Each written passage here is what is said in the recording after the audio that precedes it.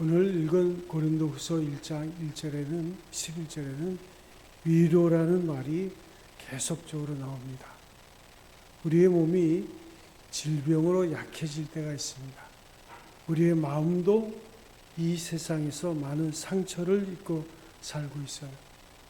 그러므로 다른 사람이 알지 못하는 가운데 내 마음속에 생긴 상처에서 피를 흘리는 사람이 얼마나 많은지 모릅니다. 몸에 상처가 생기면 약을 바르고 치료해야 됩니다. 마찬가지로 우리 마음에도 상처가 생길 때는 위로의 약이 필요합니다. 우리가 역사적으로 보면 우리 민족은 일제치하, 또 36년간 노예생활, 또 6.25 참상의 그 비극, 또 6.25 이후에 군사독재의 비인간적인 만행, 또 민주주의가 후퇴하고 짓밟힌 국민의 마음의 상처. 제가 생각하면 제가 이제 제 나이가 꼭 역사의 흐름 속에 있었던 것 같아요. 제가 초등학교를 연세대학교 앞에 있는 창서초등학교로 거기를 나왔는데 어릴 때부터 항상 체류탄 냄새를 맡고 집에까지 걸어왔던 그런 기억이 납니다. 아무튼 우리 민족의 역사를 보세요. 한마디로 말하면 한이 많은 역사입니다. 그러므로 이 민족에게는 책망보다 공격보다 위로가 필요합니다. 절망과 좌절에 빠져있는 이 민족을 깨우고 고달프고 맥이 빠진 생명 위에 활기를 넣어줄 위로가 필요한데 참된 사랑과 위로를 받아보려고 우리가 여러 가지 노력을 하죠. 때로는 산으로 바다로 사람들이 모이는 곳에 가서 아무리 찾아 헤매고 있어도 이 고달픈 인생, 상한 심령을 붙들고 뭉무리치고 있는 한 영혼의 모습을 우리가 보게 됩니다. 오늘 우리의 심령의 상태가 바로 이렇지 않은가 그런 생각이 드는데, 그렇다면 누가 이 상한 마음을 감싸줄까? 누가 이 안타까운 마음에 시원함을 줄까? 누가 이 억울한 마음을 풀어줄까? 이렇게 해보고 저렇게 해봐도 시원한 길이 없어요. 성경 이사야 40장 10절에 보면 너희는 위로하라. 내 백성을 위로하라.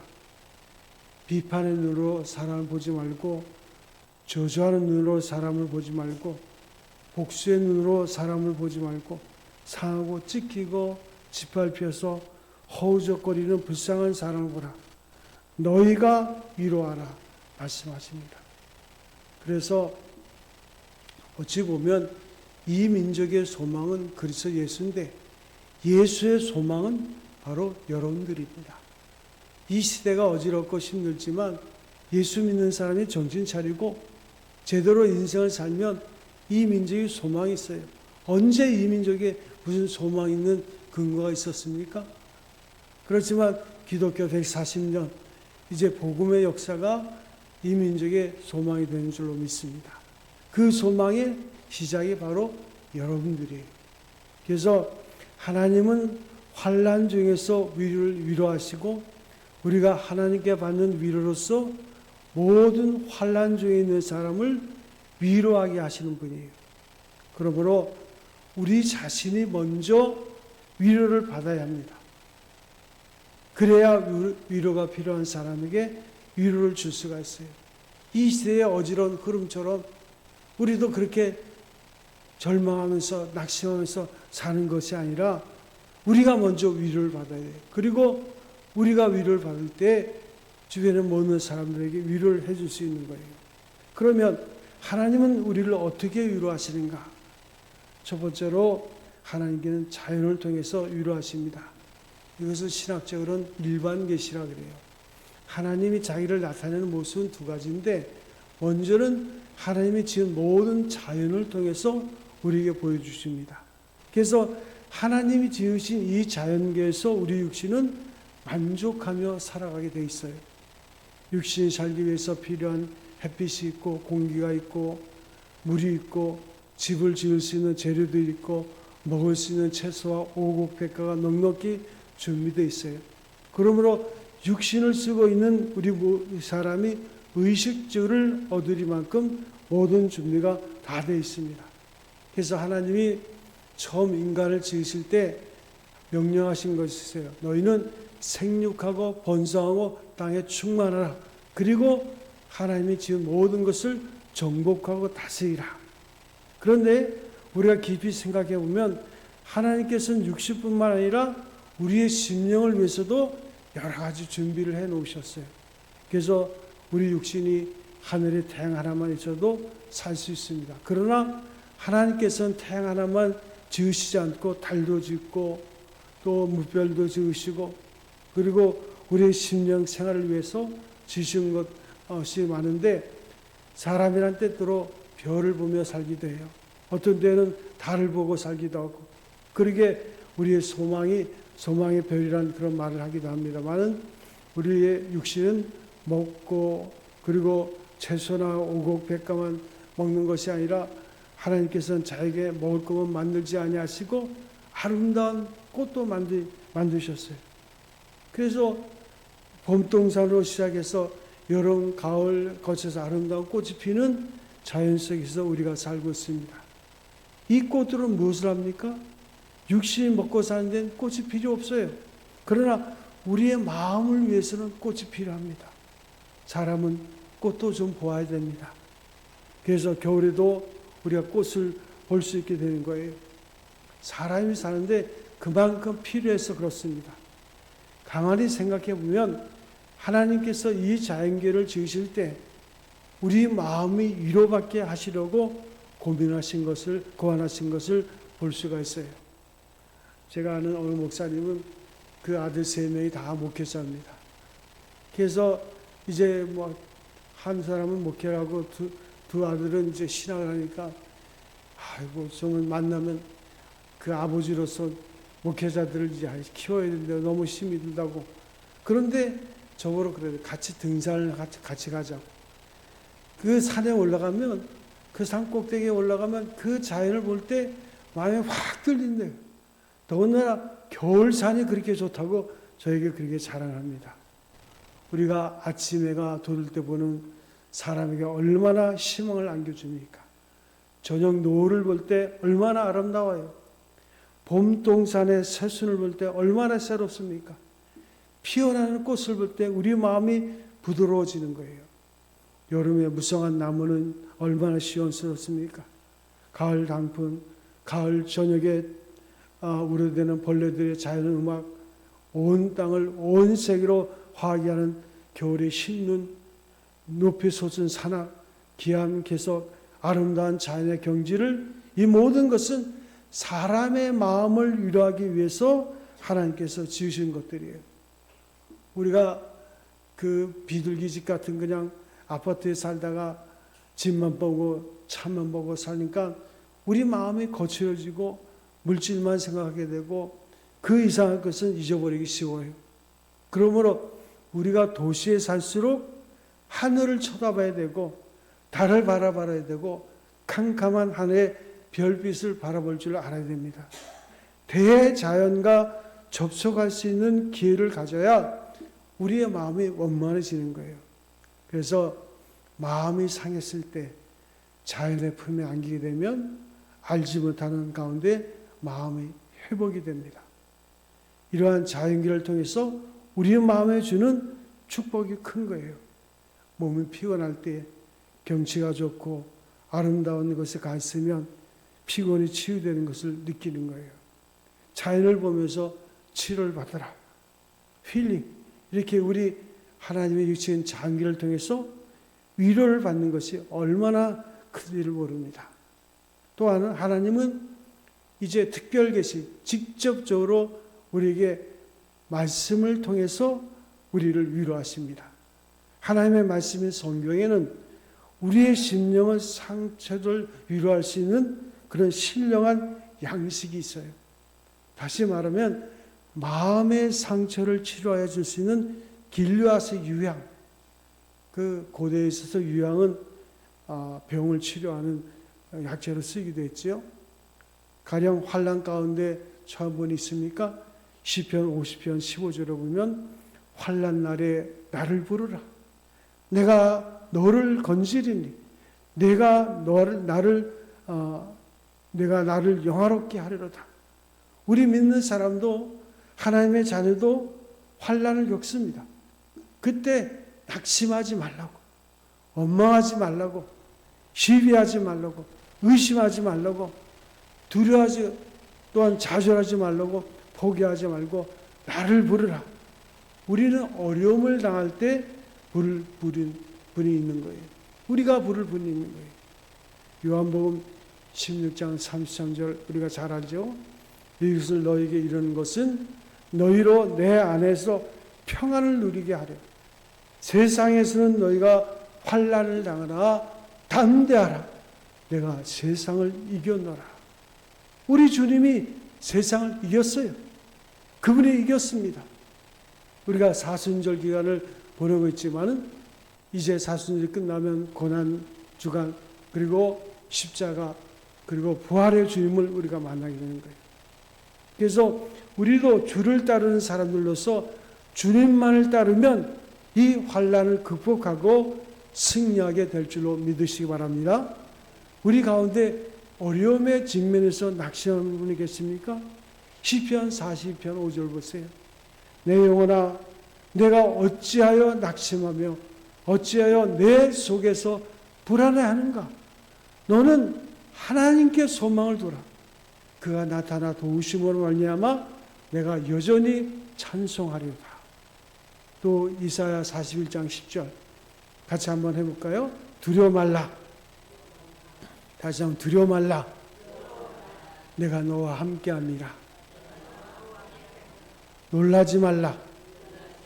나는 네 하나님이 됨이라.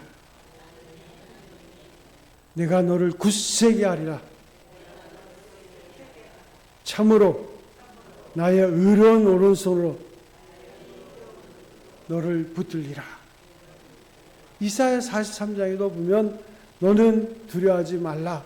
내가 너를 구속했고 내가 너를 지명하여 불러나니 너는 내 것이라.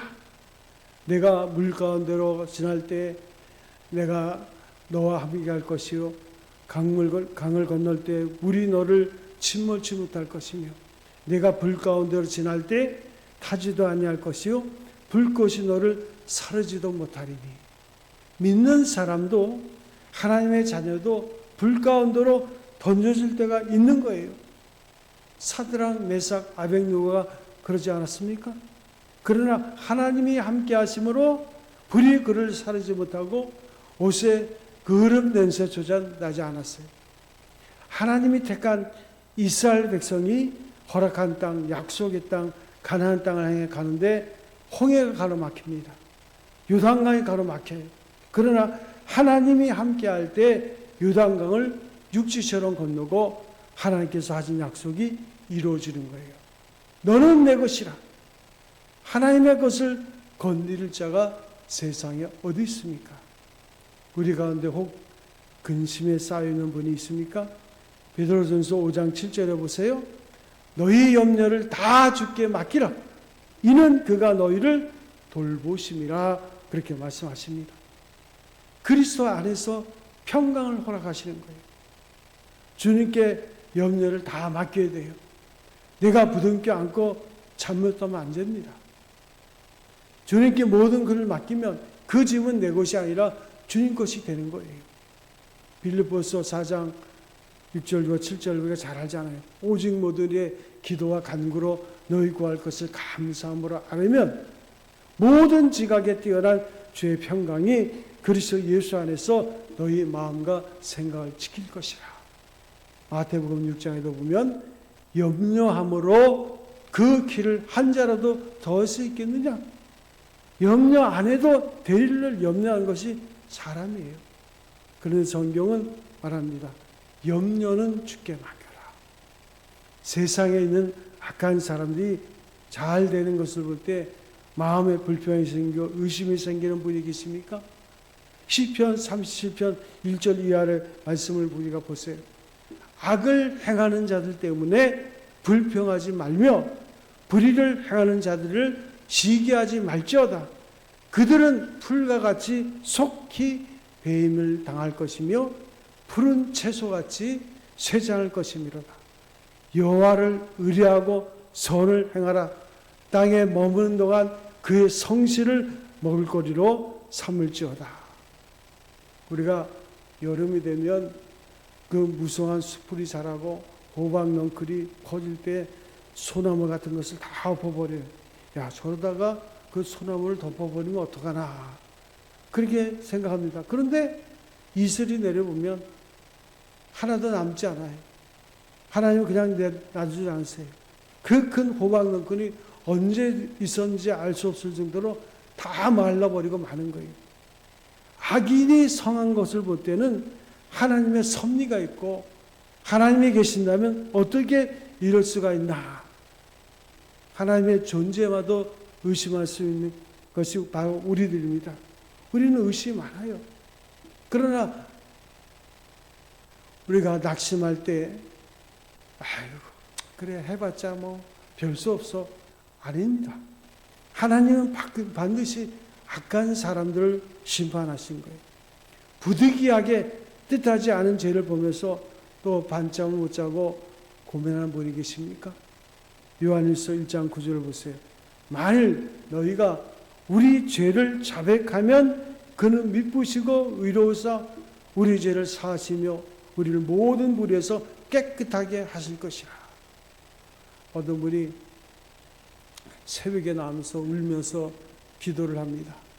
그러다가 끝까지 기도하고 다 마치고 제가 가려고 그러는데 저를 와서 목사님 하면서 고백을 해요. 보니까 여러 가지 자기가 지은 죄를 저한테 고백하려고 그래요. 그래서 제가 그랬어요. 저한테 그런 식 얘기하지 마세요. 사람한테 얘기하면 그냥 쓸데없는 그 소문만 나고 하나님께 구하세요. 하나님께 구하면, 하나님께 모든 것을 아뢰면 그분이 소문을 냅니까? 근본적인 문제들을 해결해 주시는 거예요. 죄는 우리로 불안하게 합니다. 죄의 삭은 사망이에요. 그러나 만약 주님은 죄는 하나님 앞에 나와라, 십자가 앞에 내려놓아라, 내가 만일 죄를 자백하면 아무리 큰 죄, 아무리 더러운 죄, 아무리 무서운 죄라도 자백하면 신놈보다도 깨끗하게 해주실 것이라. 동이 서에서 먼 것 같이 옮겨주시고 기억도 안 하신다고. 여러분, 다윗을 보세요. 그가 사람을 죽였습니다. 그가 음욕을 품고 얼마나 큰 죄를 졌습니까? 그러나 다윗이, 하나님이 그 다윗을 좋아하는 것은요, 그 자신의 모든 죄를 하나님께 고백하고 그것이 바로 자기 자신 때문이라고 하나님께 고할 때 하나님이 그를 기뻐하시고 내 마음에 합한 자라고, 그리고 전무후무한 하나님의 종으로 그를 쓰시는 것을 볼 수 있어요. 주님은 의인을 부르러 오신 것이 아니라고 죄인을 불러 용서하고 의롭게 하시기 위해서 오셨다고 했습니다. 여러분, 이 사실을 믿으시기 바랍니다. 우리 가운데 혹 고독한 분이 계십니까? 마태복음 28장 20절 보세요. 볼지어다 내가 세상 끝날까지 너희와 항상 함께 있으리라.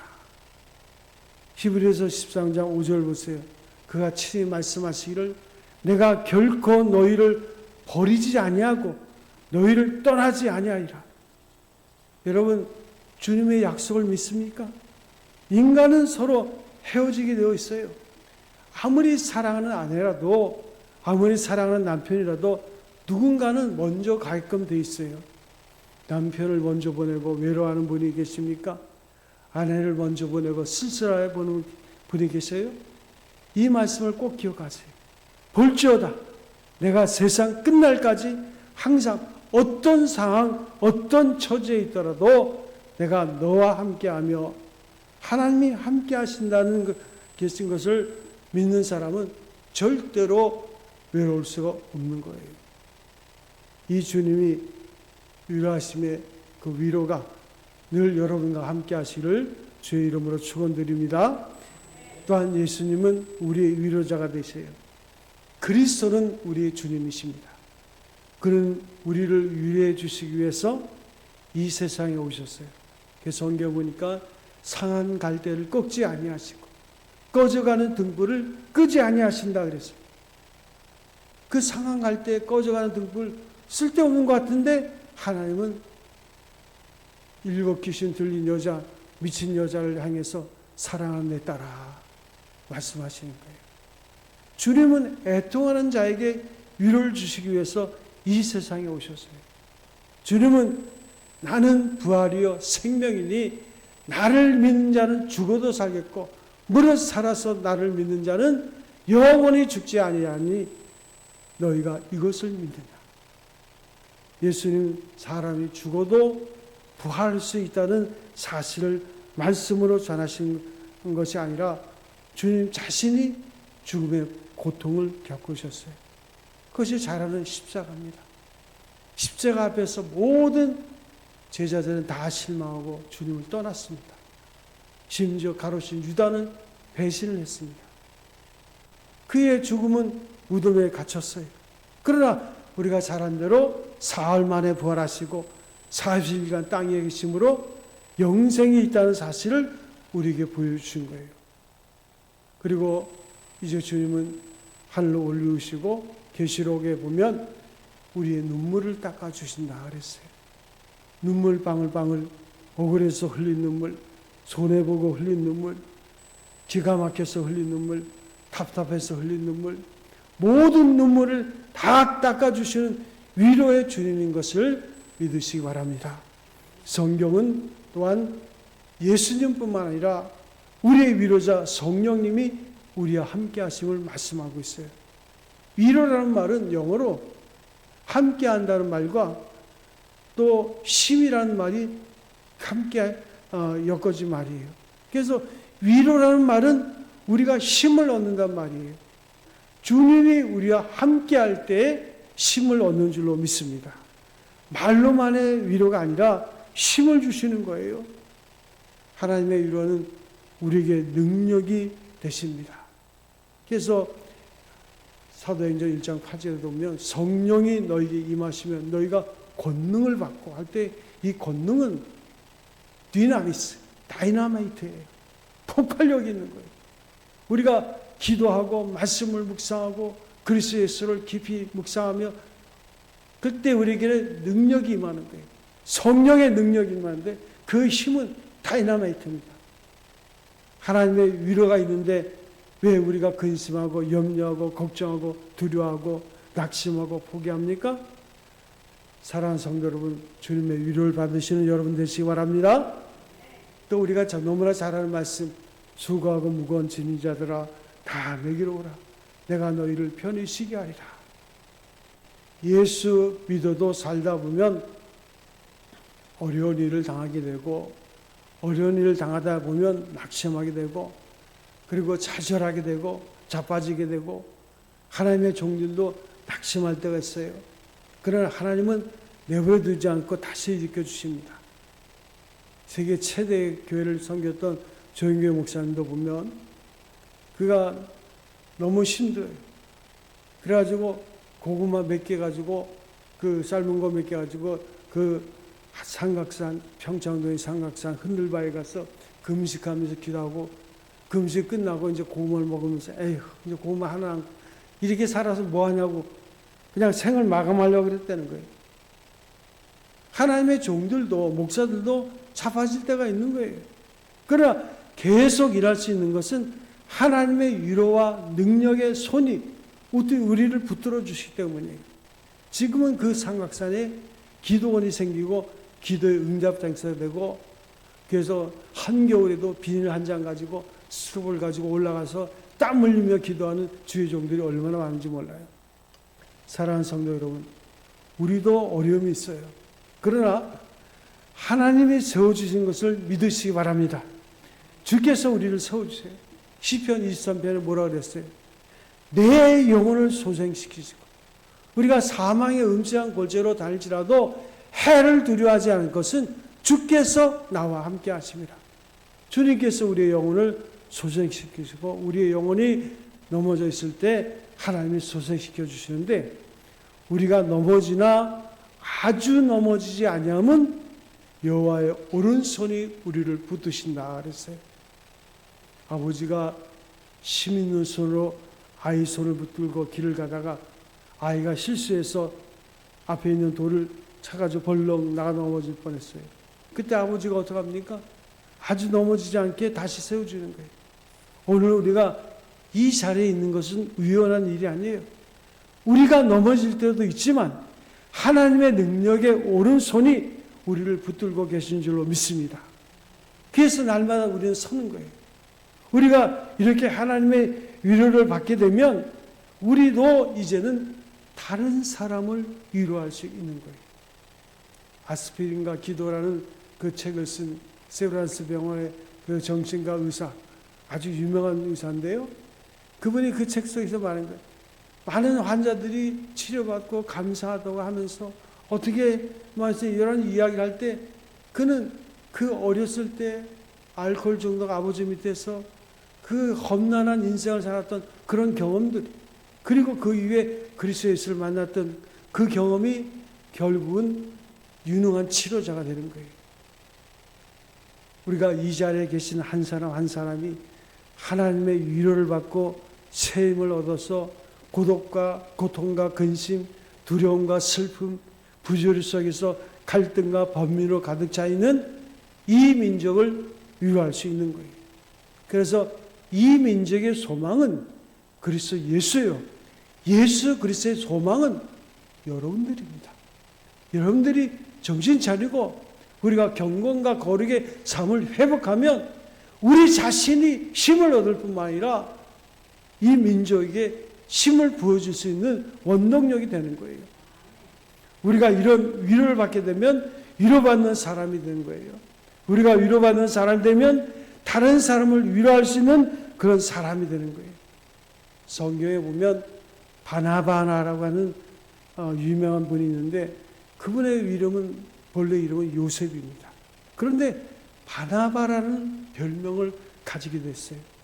왜 그런 별명을 가지게 됐냐? 바나바는 위로를 잘한다 그런 뜻입니다. 그는 은혜를 받아서 다른 사람을 잘 위로해주고 잘 격려해주고 잘 도와줘서 바나바라는 그런 별명을 가지게 된 거예요. 사랑하는 성도 여러분, 우리가 당하는 삶의 고난과 갈등과 그 모든 것은 우리와 비슷한 어려움에 처한 사람들 도울 수 있는 기회를 하나님께서 우리를 통해서 하시기 위해서 우리에게 때로는 그것을 극복할 수 있는 지혜를 우리에게 주시는 거예요. 전도할 때 제가 옛날에 전도 훈련할 때 그런 얘기를 많이 했습니다. 꼭 어떤 사람에게 전도할 때 그냥 말하지 말고 그 사람이 당한 어려움을 먼저 위로해 주라. 근데 그 어려움을 위로해 줄 때 그와 같은 어려움 속에서 벗어나서 새 힘을 얻은 사람의 간증을 해주라 그래요.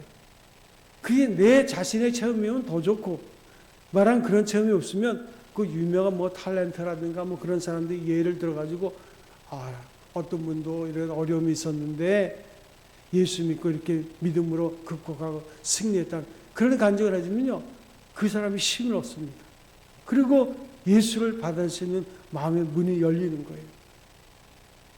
우리 한 사람 한 사람 주 옆에 나와서 먼저 위로를 받으시고 새로운 힘을 얻어서 이 고통과 근심과 슬픔과 사망 가운데 헤매이는 우리 민족에게 영원한 바나바가 될 수 있는 여러분이 되시길 바랍니다. 그래서 여러분들이 이 시대의 소망이 될 수 있어요. 여러분의 가정의 소망이요. 우리 교회의 소망이요. 이 나라 민족의 소망이 될 수 있는 거예요. 우리 찬송가 아마 잘 알 거예요. 주님여 이 손을 꼭 잡고 가소서. 우리 손 잡고 꼭 잡고 갔을 때 손을 한번 오른손 한번 꽉 잡으세요. 다시 한번 불러볼까요? 주님여 이 손을 꼭 잡고 가소서.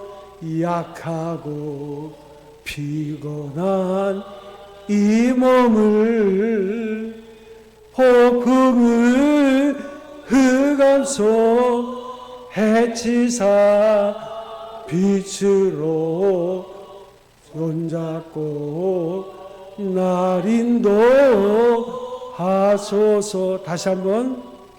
주님여 이 손을 꼭 잡고 가소서. 약하고 피곤한 이 몸을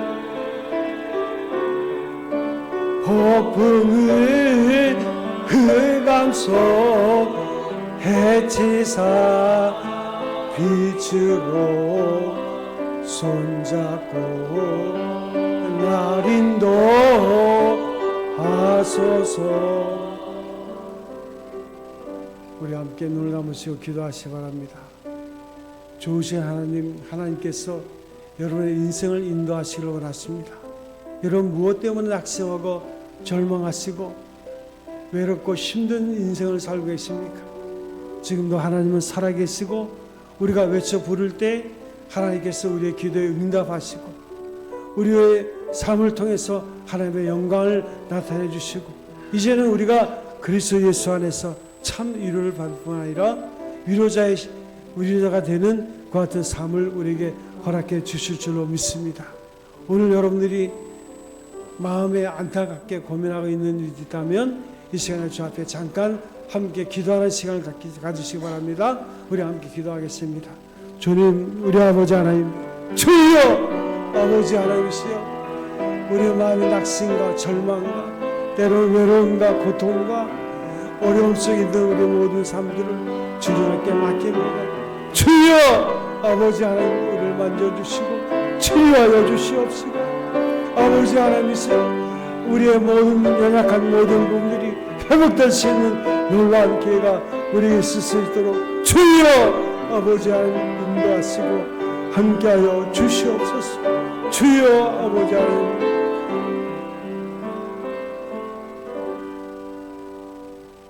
우리 아버지 하나님, 하나님께서 그의 얼굴빛을 우리에게 비추시고 주의 아버지 하나님 오른손으로 우리를 붙잡아 주시옵시고 우리의 연약한 부분들을 만져주시고 치료하시고 회복시켜 주시며 강건케 하여 주시옵소서. 마음의 근심과 두려움과 염려와 외로움과 슬픔이 아니라 하나님을 찬양하며 기뻐하시는 믿음의 사람으로 설 수 있도록 하나님 역사하여 주시옵소서. 이제는 한 걸음 더 나가서 세상의 억울함과 참으로 외로움 가운데 있는 모든 자들을 위로할 수 있는 위로자가 될 수 있도록 인도하여 주시옵소서. 영적인 바나바가 되어서 하나님께 영광 돌리는 우리의 삶이 되게 하여 주옵소서. 은혜와 사랑 감사하고 우리 주 예수 그리스도의 이름으로 기도합나이다. 아멘.